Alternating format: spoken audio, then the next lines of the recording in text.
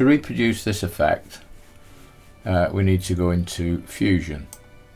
So we start off with a Fusion composition, which I have in my favourites. If you want to put it into favourites, all you do is find it in your list and click the star and it will go into your favourites. And as you can see, you can do that with all sorts of effects and so on. So you're not scrolling always through things, you have all your favourites in one area.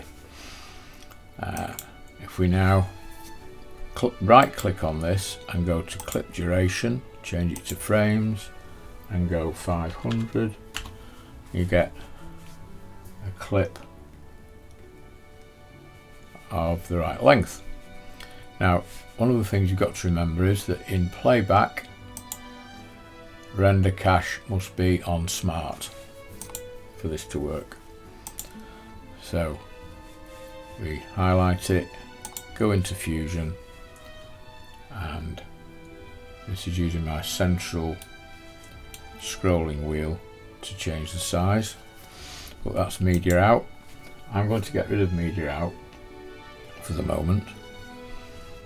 File, import Fusion composition, and I'm selecting this one here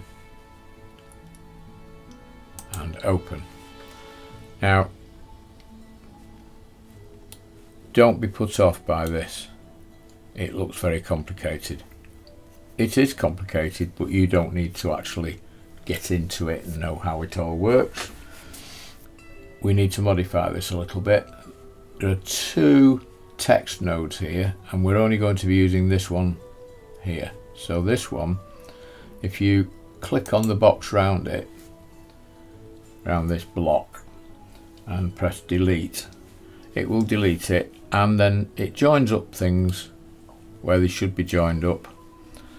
Not to worry, it's not going to disrupt it. And the same with this block here, delete.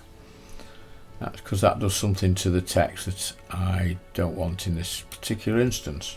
Now then, if you'd have left your media out, it might have got lost as to where it is, and I've done this where you can't find it. So it's best to get rid of it, then go to your last node, which is here, highlight it, press Shift Spacebar, and then start to type media out, and it will come up, and you highlight it, and then as long as this is highlighted, when you press add, it will add it in the correct place. That is the difficult bit over and done with. We now come to you putting your text in. So you click on the text node here, and you can delete the text that's in there and select a font that you would like to use. I'm going to use Cambria, and I'll make it bold, and I will put in my text.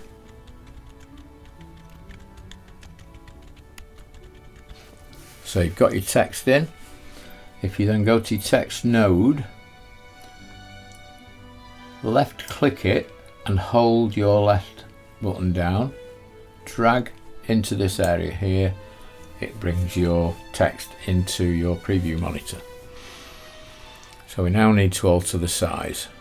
So if we bring it down a bit, I'm not doing anything special here. You could change your text, you can have this as a different text if you would like, but I've done that in the one that you saw at the beginning, but you don't need to do it for this demonstration.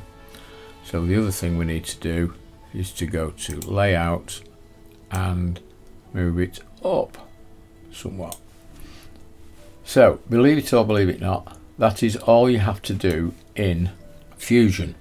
Everything's now done. So we go to our edit page, and you've got your Fusion composition, and your computer is rendering this line, which is started off as red, and it will become blue. There's a lot of processing needed, so go for a cup of tea. That's the wisest thing. Right, we're back. If we now play this, you'll see that we've got full animation going from nothing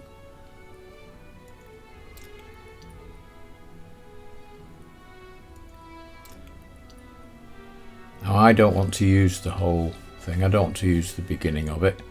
I want to come in from somewhere where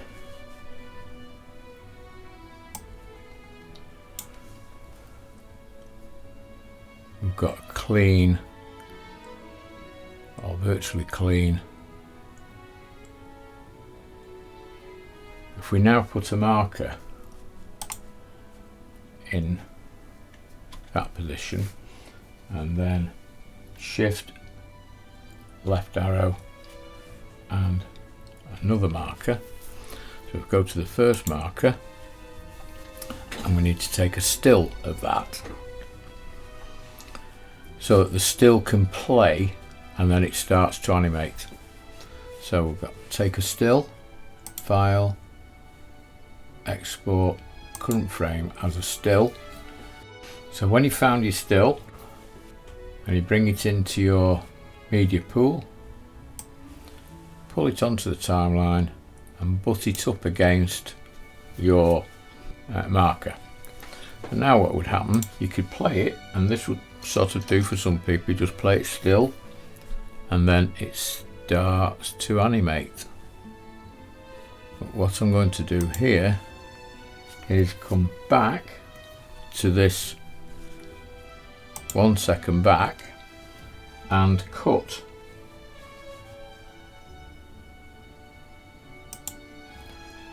Okay, so it will still play okay, that's alright.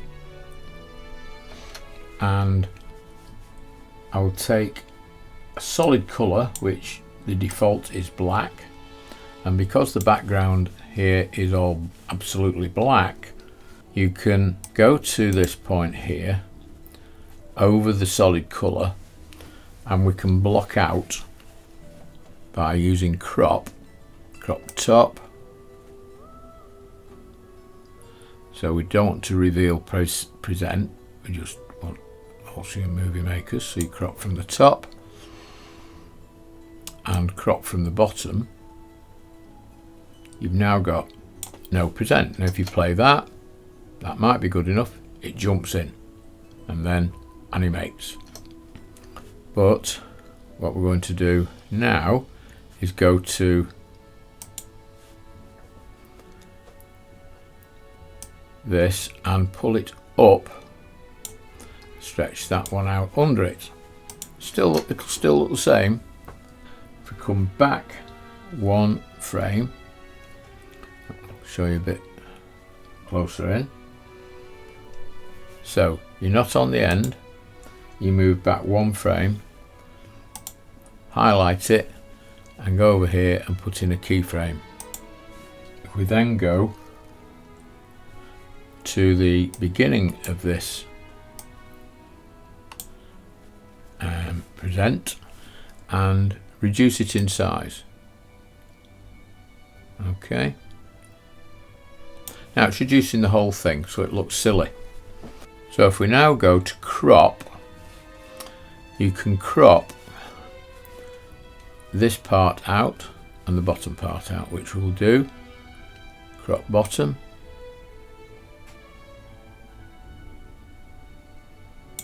and crop top.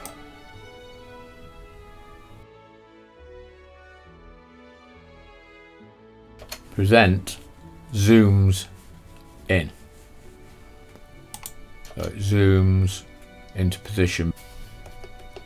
If we go to music, I've got a little whoosh in here and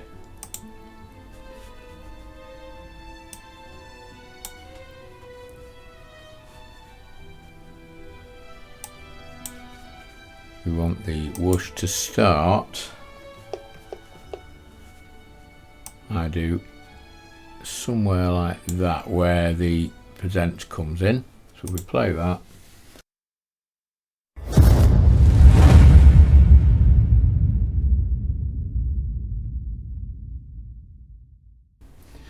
If you go to the link below, it will take you to a Blackbird called Sue, and he's produced the node tree that we've used in this little tutorial.